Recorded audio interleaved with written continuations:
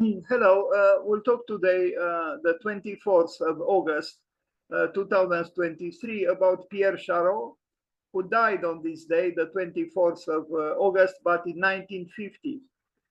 He was a French designer and architect, and at least La Maison de Verre is a very important building in Paris that he is co-author of, although he is mainly considered the author of this building, but actually there was also a Dutch architect who contributed, perhaps significantly. So Pierre Chareau, books here, well, he didn't write these books, but he made those cases within which the books find themselves.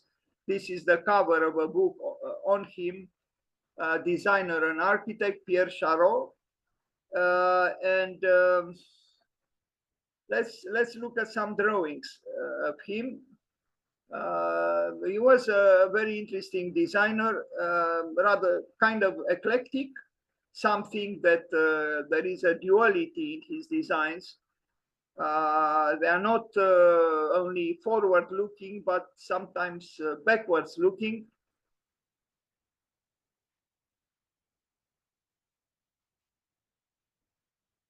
It is not very clear to what extent he was the author of La Maison de Verre, but he was there nevertheless, maybe in a major way. And I will present that famous building in Paris in detail.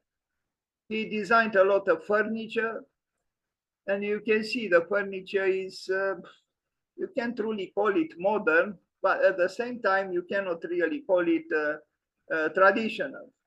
Now, Pierre Chareau and the question of authorship. There was a major exhibition by Diller, Escofidio, and Refro, designed exhibition at the Jewish Museum in New York City, which examined the legacy of the French designer.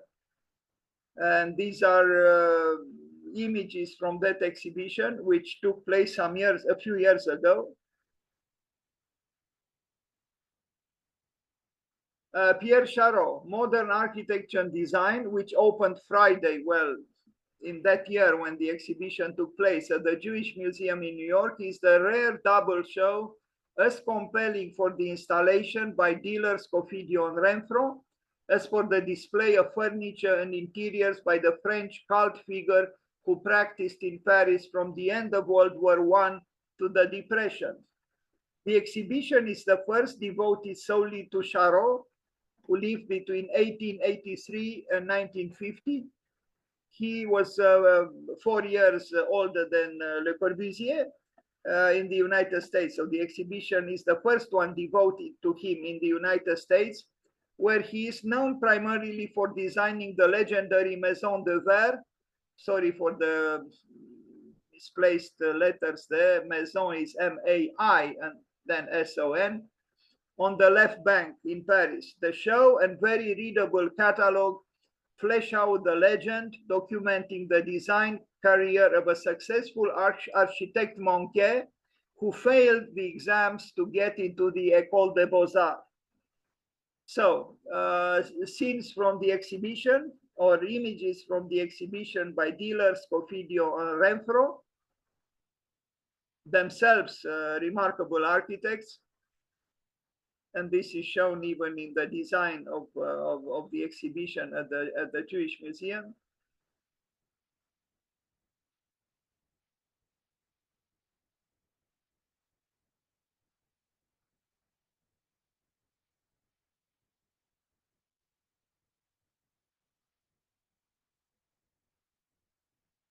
So it wasn't Pierre Chareau who designed this exhibition, but as I said, Elizabeth Diller, Ricardo Scofidio, and Renfro. Unfortunately, I don't know his name, his third partner. This is an image of La Maison de Verre, the house of glass, or the glass house. There were several famous house glasses built in modern architecture. This is one of them in Paris. Chareau, who aspired to be an architect despite his lack of training, practiced primarily as an interior designer, and photographs of the swank interiors he did for Paris haute bourgeoisie show the impeccable taste of an ensemblier. An interesting word, no? Ensemblier, an artiste décorateur who, like a set designer, brought together paintings, carpets, colors, wallpaper, and furniture, not all his own, in fully coordinating interiors. He would have done well doing movie sets in Hollywood, but he didn't. Here are some pieces by him.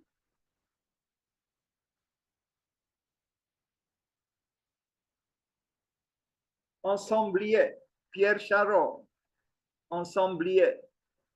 But Chareau's discrete and limited exercises in metal furniture and armatures hardly prepares us for the Maison de Verre, a full-stop masterpiece of machinery and industrial culture designed between 1928 and 1932 for a doctor and his family. Well, you know, Villa Savoie was done in 1928. In the context of the designer's work, the house emerges as something of a surprise, full-blown and mature. It is clearly an inventive, original monument of modernity. We learn in the show and in the accompanying catalog that Chareau collaborated on the house and several other buildings with the trained Dutch architect Bernard Bijouet. I'm almost sure I pronounced terribly and I apologize. I am very uncomfortable with the Dutch language. The share between what Chareau produced before the glass house and the sudden advent of this radically complete vision gives a visitor pause. Did Chareau really design the house himself? Did his architectural partner, or was it the result of equal integral collaborations, including the one-off work by D'Albert? It would be helpful to see examples of other buildings done by Bijouet to understand what the apparently self-effacing Dutch architect brought to the project. This is truly a remarkable house, and it's very possible that the contribution of the Dutch architect was very important.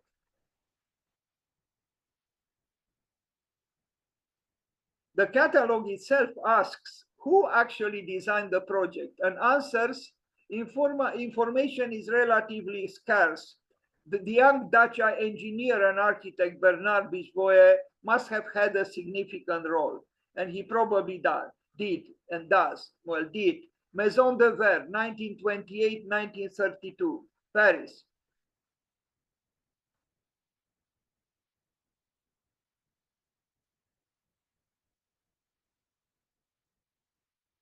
Initially, the building was known as the creation of Pierre Chareau, but later scholarship apparently brought to the fore the name of the Dutch architect more and more.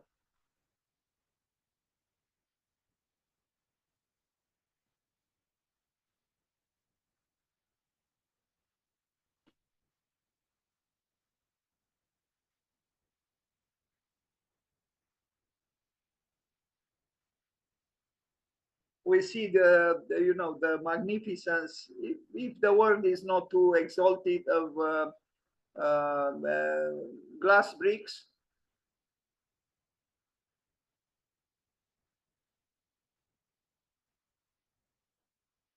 Maison de Verre,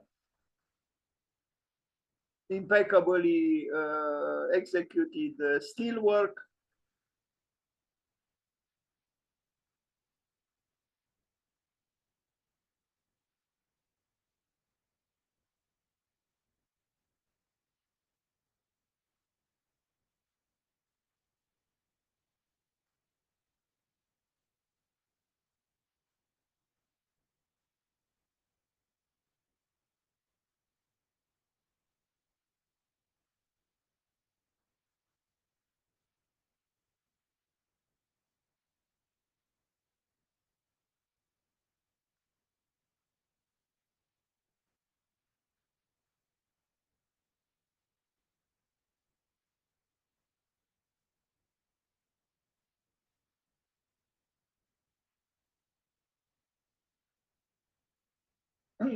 as opposed to other Maison de Verre glass houses, this one operates within the field of translucency, if there is such a word, of the translucent. It's not that myth of infinite transparency. Quite the opposite. We see shadows. Now we see nuances. We see very little. I mean, from the inside, you don't see the outside in an opulent way. Is this ambiguity related to the brick, to the glass brick that creates a more nuanced relationship between the interior and the exterior? We remember what Jean Nouvel said: complete transparency is obscene. Well, here we don't have much obscenity because there isn't a complete transparency at all. The interior is very luminous, but the frontier between the outside and the inside is more nuanced because of the material used.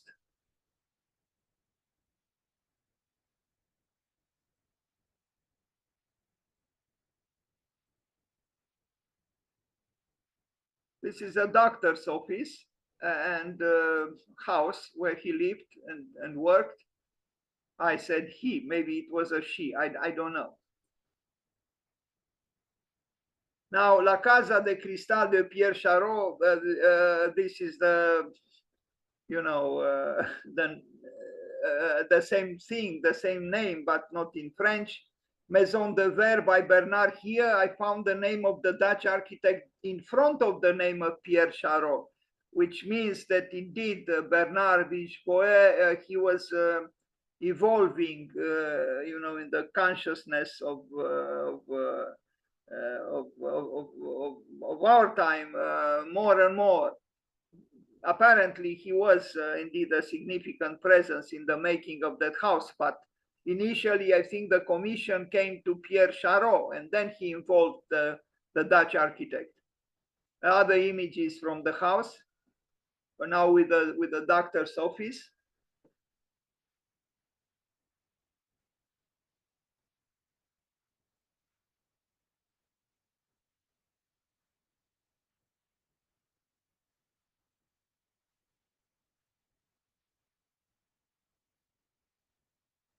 Now, a house for Robert Motherwell. Robert Motherwell was an important painter in modern times in the United States, and this is the house for him in East Hampton, New York. Maybe Robert Motherwell also had a role in the conception of the house, I don't know, but Pierre Chareau apparently was, the architect or the creator of the house. It's not a bad house at all.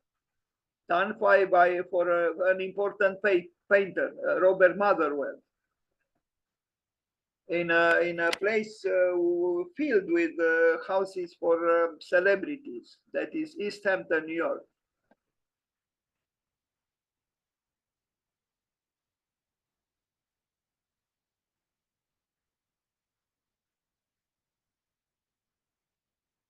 Now, if Pierre Chareau worked alone here, then this shows that he was quite capable of operating within the field of modern architecture by himself quite eloquently.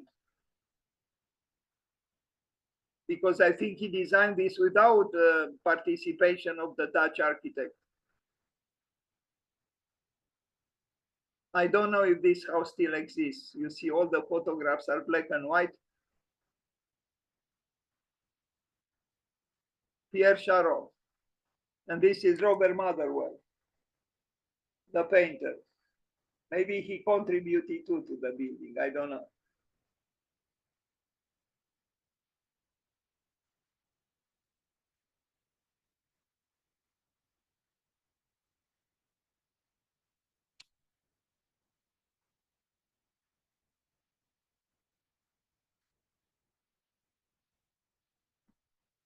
I know. I see a picture in colors too, but it looks like an old picture. So I don't know if the house still exists. Maybe it does. Pierre Chareau in East Hampton. We are approaching the end of the presentation. Some designs of objects, furniture that is. Pierre Chareau, who died on the 24th of August, 1950.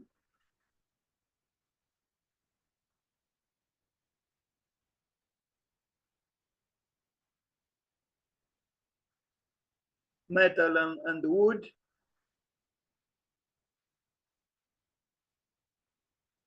Not bad. This one rather whimsical.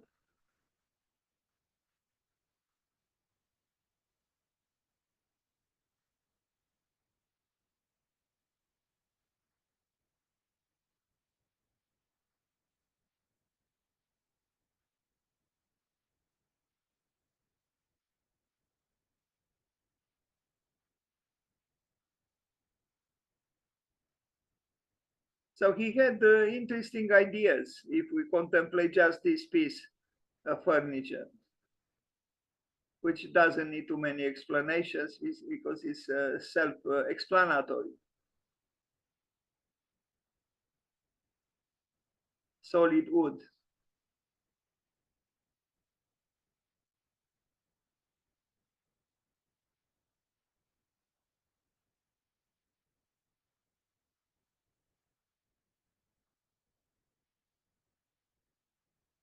It seems he had a desire to bring in process.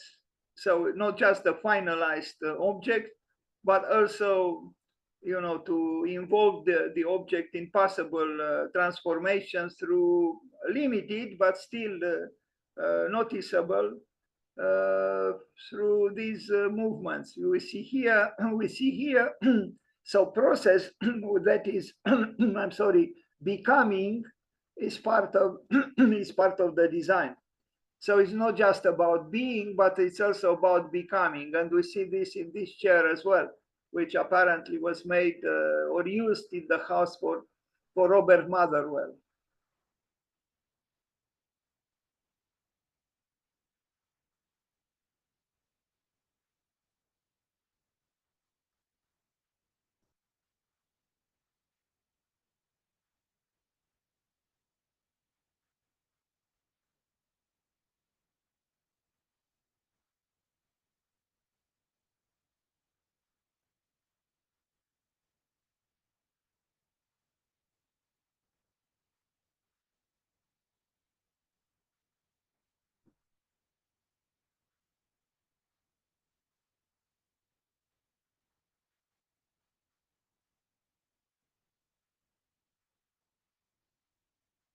That's it. So thank you.